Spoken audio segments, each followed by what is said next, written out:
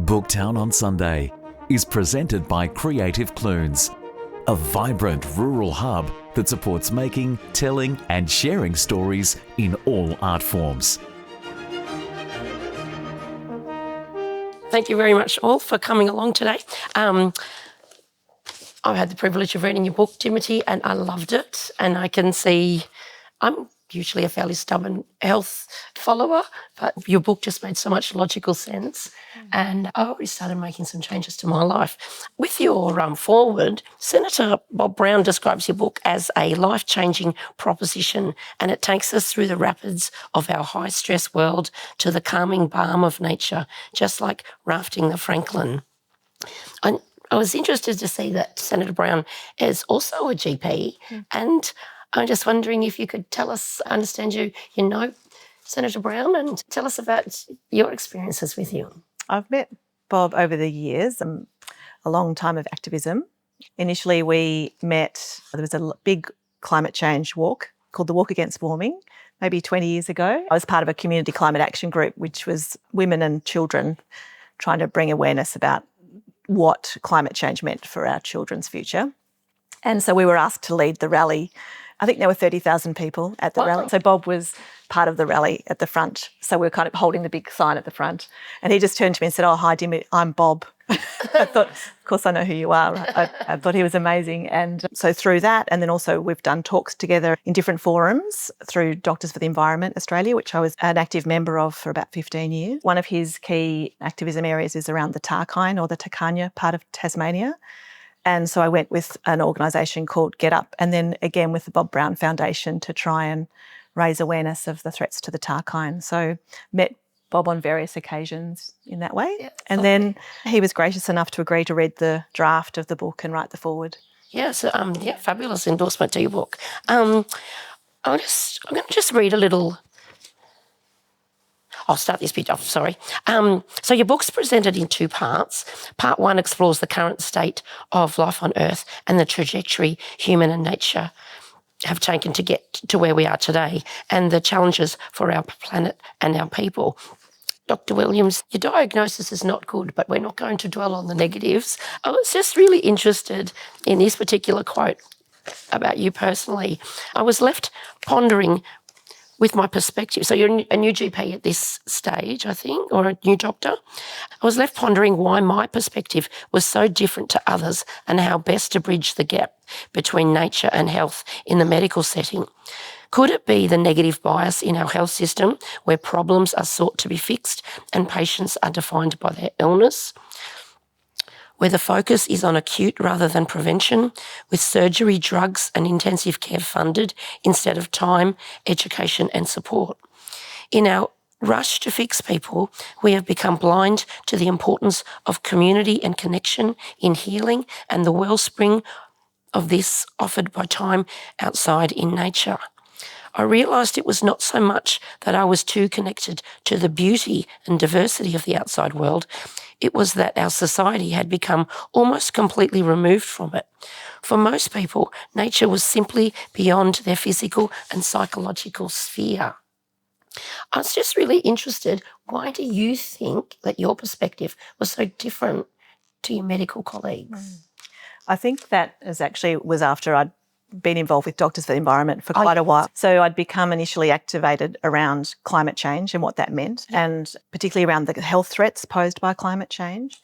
And so within the organisation of Doctors for the Environment, which is a voluntary organisation of doctors and medical students, hundreds and hundreds of doctors and medical students working on climate change and how that affects health, but also coal and unconventional gas and all those kinds of things. Mm.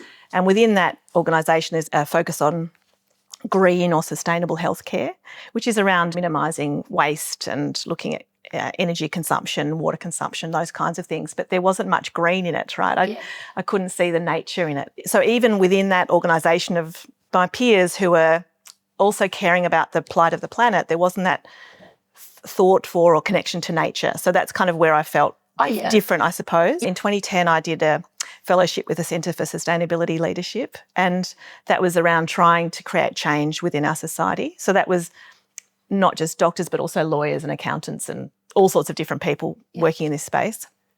And I got to know, I really sort of started to think about, why I cared. And it came back to this childhood that I'd had where I spent a lot of time out in nature. And I really felt better outside in nature, and I felt happier there and calmer there. And I think this love of nature. So for me, when I hear about loss of species and climate change, I feel quite distressed about it. And that was a motivating factor for me. And I could see at that time too, I had young children, and I could see how their lives were really different to my childhood and how they were now kind of away from nature and they didn't get this free time playing outside. And I also saw that in my medical practice, children with very little time outside, their lives were becoming very scheduled and driven to school and then at school and then driven to after school activities and then back home again to watch telly or do their homework. So there's no time just to play or just to be out in nature. And so I think I started to think, well, maybe there's just this disconnect for most people that they don't sort of see nature as kind of relevant to them and therefore they don't care about it. And I think if you don't love something, you don't maybe care about it so much. So I became very focused on how do I get people out into nature and then noticing nature and then hopefully falling in love with it and wanting to protect it. Yeah. Lovely. While you were talking, it made me think about your medical practice and you're working in inner city areas. So your clients are from the inner city.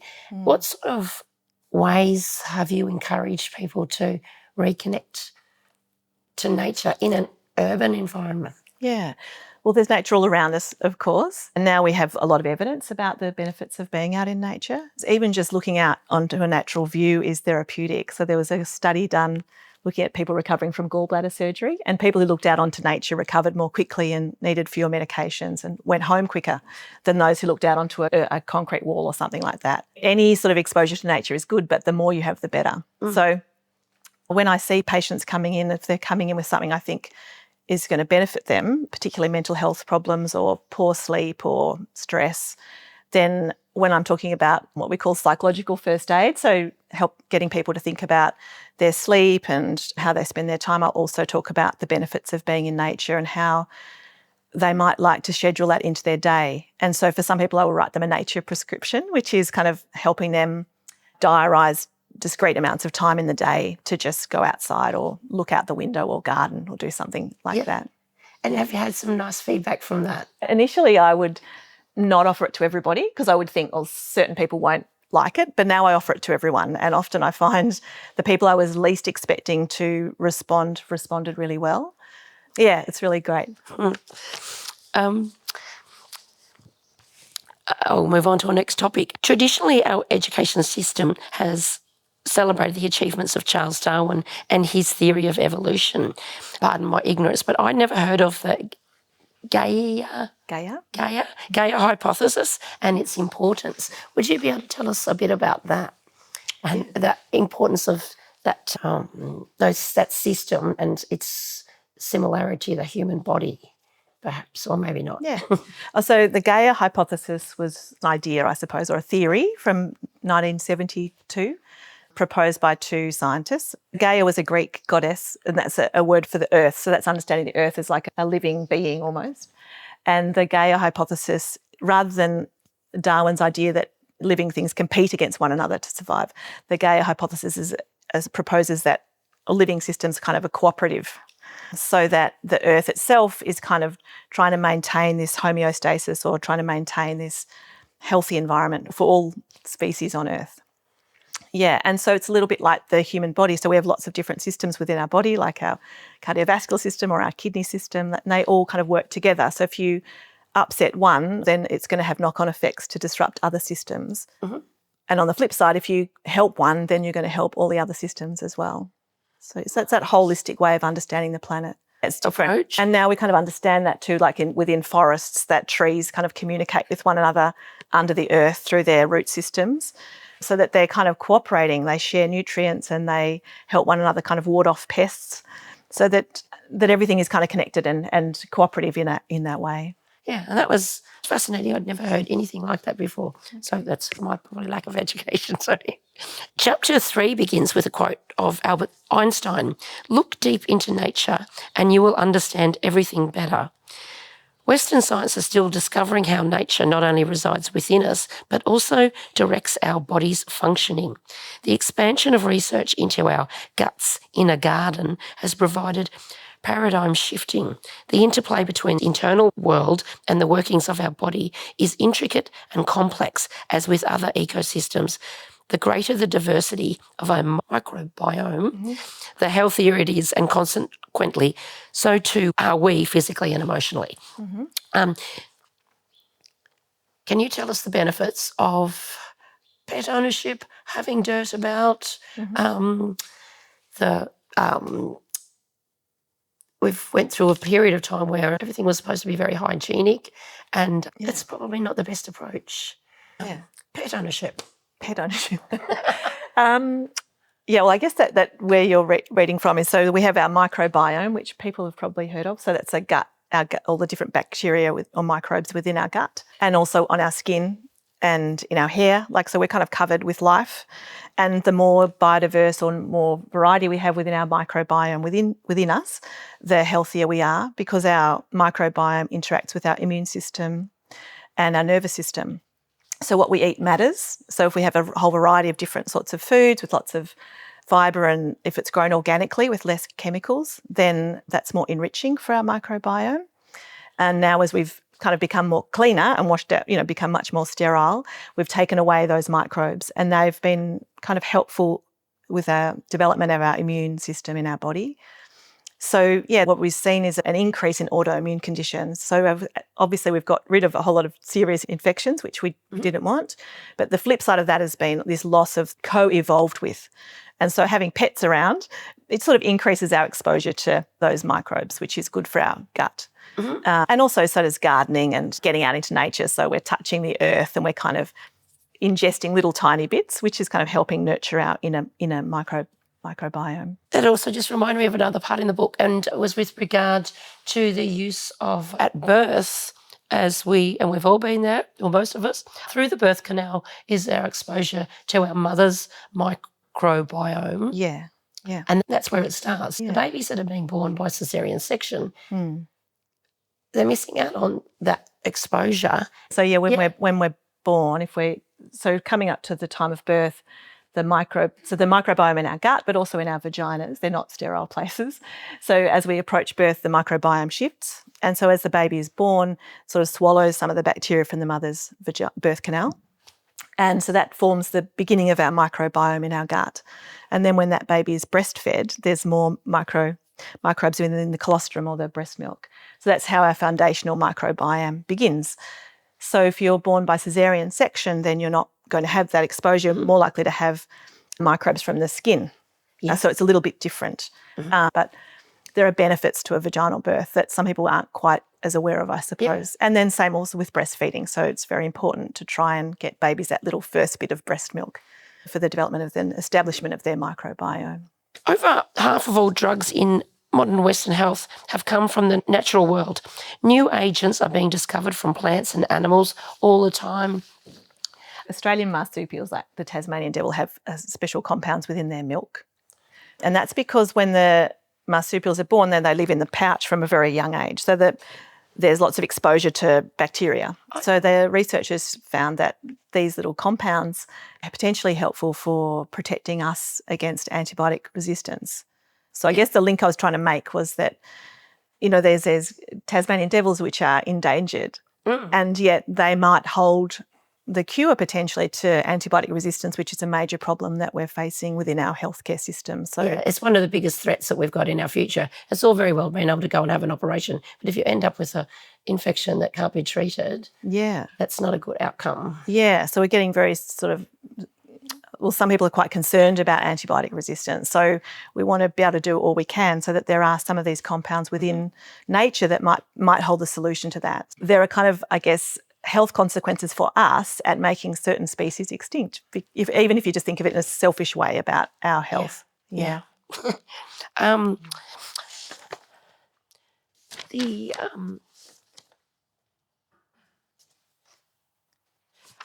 to move on to part 2, which really focuses on health and well-being, and it's really your play area there, isn't it? Yeah.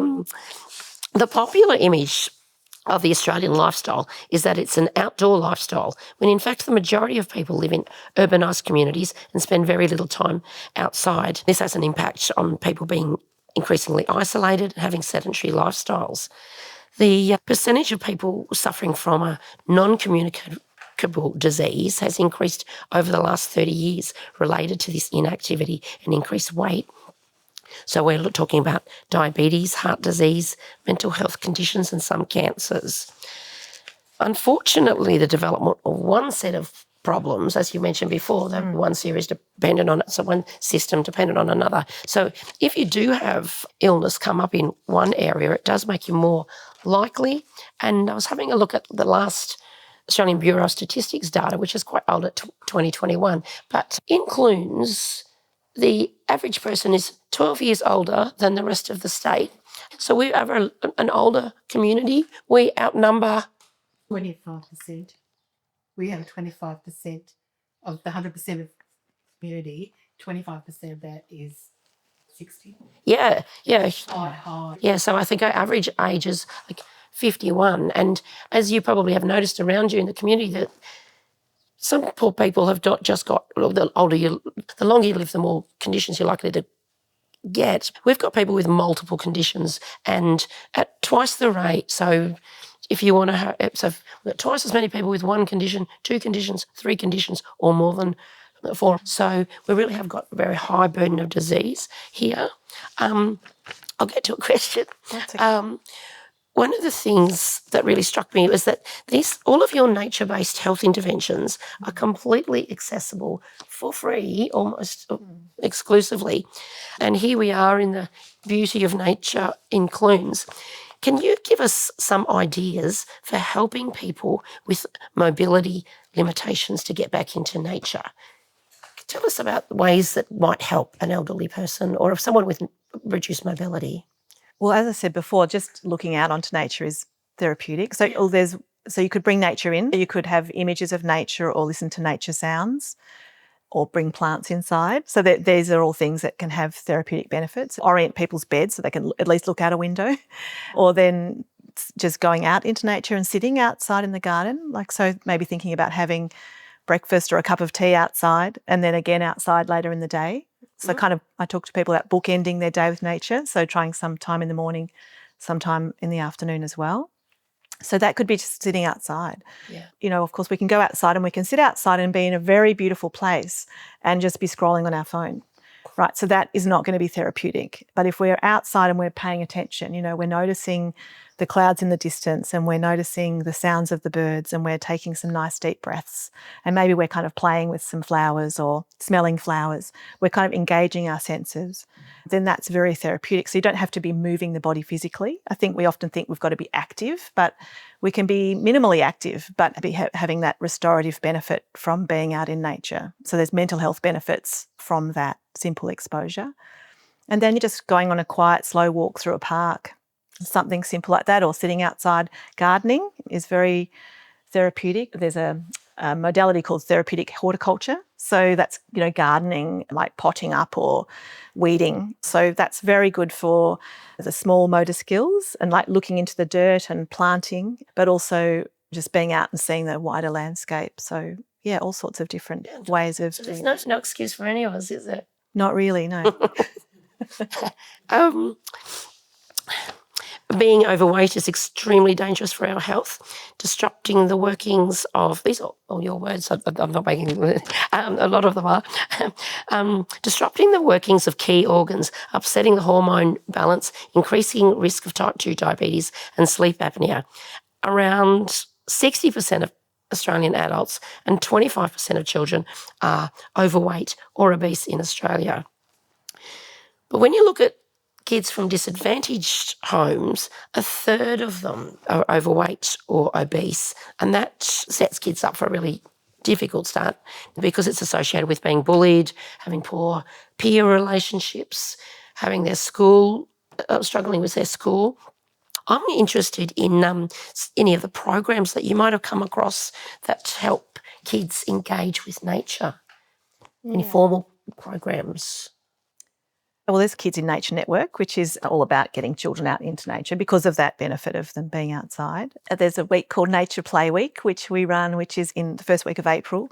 So that highlights a lot of different activities that are already being done. One that comes to mind is Bush Kinders. So that's very young children, so at kindergarten, where they spend either all of the kinder days or just 1 or 2 a week outside. The whole day would be outside. When we first started in 2011, I think there was only 1 or 2 bush kinders in Melbourne. I think now there's 150. So it's kind of this whole movement of people seeing that they want their children to be out in nature, playing regularly. They're more likely to be physically active, and in nature, of course, the ground is uneven, and so you're better with your balance, more likely to be climbing, playing together and developing their problem solving and playing with one another in teams or groups. There's kitchen garden programs within schools. So there's lots already happening within that space within early childhood education. I think parents want to do that for their children, but some of them aren't sure how to do it. The Botanic Gardens in Melbourne have a nature play program. Parents can take their young children and kind of get ideas about how to do it because they themselves might not have had that, so they don't know what to do. They're worried about their children being hurt. It's just a matter of giving them some simple guidance and the confidence to do it. A big aspect of this is the kids are in charge of the play, so there might be a pile of sticks left and it's up to the kids rather than the parents saying, oh, look, a pile of sticks. Yeah, you've got to just let the children do it, but provide them with opportunities to do the play themselves. Yeah, that's lovely. Yeah. Now, the next bit I'm going to talk about is our exposure to the sun and the importance of vitamin D, the difficulties with vitamin D and sunscreen use, and also I didn't know anything about the SunSmart Global UV app from the Cancer Council, and I downloaded it and I was shocked because I leave the house and never put on sunscreen. And I think for today, I think if you left the house between 9:40 and 5 p.m, you really need to have sunscreen on, which I'll put on the sunscreen if I'm going to the pool, but wouldn't normally do that. So, So vitamin D is what our skin makes, a vitamin that our skin makes when the sun hits it. And it works like a hormone in the body. So it works on all different systems, but particularly muscles and bones, but also immune function. So it's really important. But because we're not outside very much, we're becoming more likely to become deficient. But so there's this balance between having a healthy amount of exposure to the sun so our skin can make vitamin D, but without increasing our skin cancer risk. So yeah, the SunSmart app is kind of good because it puts in your location and the UV index for the day and your skin type, and that tells you when you need to do it. So usually if the UV index is above 3, you should put sunscreen on. But that means earlier in the day you could go outside without sunscreen on, and then there's a more likelihood that you'll get vitamin D when your skin makes it. Which makes it even more important, like your suggestion to bookend the day. So get out, get some vitamin D exposure early in the day. Yeah. And then get your sunscreen on. Yeah, it's a tricky balance for us, So, highly recommend it. That's the SunSmart Global UV app. In nature, stress hormones drop and high blood pressure improves. Can you tell us about Japanese forest bathing? Sure. Japanese forest bathing. So in Japan, I think the 80s, they developed this idea of forest bathing. So it's spending time out in a forest in a particular way, very slowly. So you might spend between 2 and 4 hours just slowly walking through a forest. They have forests that are accredited for forest bathing. I can't remember how many there are, but your doctor would prescribe that you spend a certain amount of time on a regular basis in a particular forest. They've done a lot of research within the forests over this long period of time, and they found that spending time slowly and mindfully in a forest-type environment helps lower blood pressure and slow heart rate, and also lift mood and reduce feelings of stress. They would prescribe it often for people with high blood pressure or mental health problems, spending time out in a forest. That's so cool. Yeah, so you can do that. I think there are forest therapy guides in Melbourne, like Botanic Gardens. You can go forest bathing there and learn about it yourself. Oh, that's cool. Yeah. Dr. Quigley's tips is to turn off your phone or leave it behind, walk slowly and don't get tired. Tai Chi was a nice form of exercise to be doing. Focus on your breathing, which is what you were saying then. And even just going for a walk for 30 minutes every day will start bringing you some health benefits, or a lot of health benefits. Can you tell us about the benefits of nature on our mind and the 3 key steps to nurturing yourself mentally and emotionally? What this research has found is that when we're outside in nature, we're away from a stressful environment. Our city environment's very stimulating for our nervous system. We've evolved in a very quiet, natural environment, and now we live in this very busy world with our phones on us. Notifications are going off all the time. There's screens everywhere. If you go to a petrol station or you're walking on the street, there'll be images everywhere. So it's very stimulating for our brain, and our brain is looking for threat everywhere. So we kind of get this feeling that we're kind of on edge. And so when we go out into nature, like into a forest, we're kind of away from that. So there's that being away from the stressful environment, but also important to orient ourselves in that way. As you said before, like to turn your phone off or put it on silent. And I suggest to people that they could, if they're stressed about that, because a lot of people don't like the idea of that, maybe just put the timer on. So I'm just going to put my phone on silent and I'm going to do 15 minutes or half an hour. So it'll only be half an hour that I'm not contactable, right? And then I can just spend that half an hour outside in nature, and to try and think about how your 5-year-old self would be outside in nature, to be a little bit playful and a little bit novel. So yeah, like paying attention to how your feet sound when you're walking through crunchy leaves, or putting your cheek up against the bark of a tree, or lying on the grass looking up in the clouds, or looking at the canopy of a tree. So little kind of novel things, because our brain likes novelty, and that will help our brain kind of switch out of negative rumination and into a calmer state. Yeah, so there's all these simple things that we can do. I think, Dimity, you've made a very good argument of the benefits of meditation and the heightened benefit of meditation in nature. I really appreciated your comparison about learning meditation to learning an instrument or a sport, and that it takes time, patience and perseverance to get the full benefits of meditation. Do you have any tips for novice meditators or some mindfulness basics? Like, I know that with me, I think I've tried meditation twice and I'm like, oh no, I haven't got the patience for this. Now I understand that I need to be more patient. That's a really good analogy, because I have no patience for meditation either. Yeah, no, we're just going to try more. I think what happens is that when you stop and you notice that your mind's really busy, but everyone's mind is really busy, and I guess that's kind of the thing, a little bit of practice that you become aware of what your mind's doing. I guess I would say just to try little bits of time. So maybe just try 5 minutes or 10 minutes. And it's really just mindfulness is really paying attention to what's happening in the moment. So you might be mindful of your breathing or mindful of your walking. Some people can't sit still, don't want to sit still, and that's okay. So you might therefore do a walking practice. So you walk very, very slowly. Do one step on the ground is breathing in, next step is breathing out, breathing in, breathing out. So it's sort of giving your mind something to do and marrying your breathing with your movement, but all that's just quite slow and mindful, And that can be quite good if you're feeling agitated or waiting for something or that kind of thing. So there's little tips that you could do, but I would encourage people to think about maybe you can do like a course in mindfulness, so you actually have a teacher. So like if you're wanting to learn an instrument, you might have a teacher for that. But I think we often spend a lot of time working on our physical body, but our mind is something we don't put any effort into, because there are a lot of benefits with mindfulness meditation. Yeah. Lovely. We're on to our last section. Okay. Now, I did notice, like at the beginning of the book, big motivator was, and I think the book might have even been dedicated to children, and then our biggest chapter in the second section is dedicated to exposing children and getting the benefits of nature with our children. Yeah. I'll just read you this quote. Our childhoods were characterised by the freedom to explore local natural areas without adult supervision for extended periods of time, either alone or with others. By groups of different aged children playing together, a variety of both adventurous and contemplative experiences emerged. The lack of an adult presence allowed for self-determination and problem-solving. Today's parents struggle with the worry of kids being out on their own in car-dominated suburbs and the quiet judgment of others for granting their children this freedom. It is a battle to provide opportunities for children to develop their resilience and sense of confidence in navigating their neighbourhood by just letting them cycle, walk or catch public transport without an adult. The social and physical constraints can be difficult to overcome.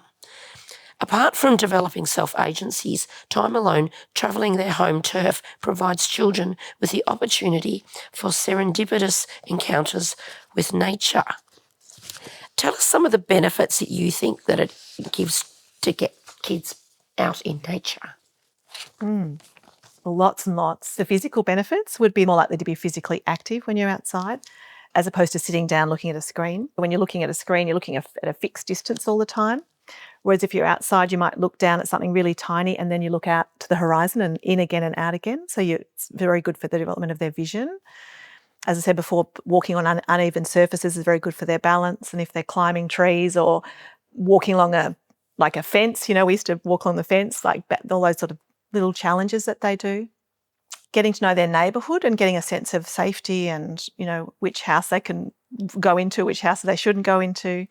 And then, those little serendipitous moments with nature, like patting a cat or picking a flower, that sort of meandering childhood, taking time, rather than being rushed from place to place. Yeah, because that's the thing with kids now, they get picked up from school, dropped off at this thing, then they're there and picked up home, and there's not a lot of time allotted. Yeah, they don't have that time. And I think there's that sense of rushing and pressure then, isn't there? And then what we see in the clinic is we have children who are anxious and distressed and maybe not as good at sitting with discomfort too. Like I think walking in the rain or getting wet feet or like these things that happen when you're out in nature where you're a little bit uncomfortable, but it's okay for a while and it's worth it, So I think we're really depriving children of these chances to develop their resilience and their problem solving. There's lots of benefits that we're not seeing. We're thinking about the benefit only being at the organised activity that they've got to be rushed to, rather than this sort of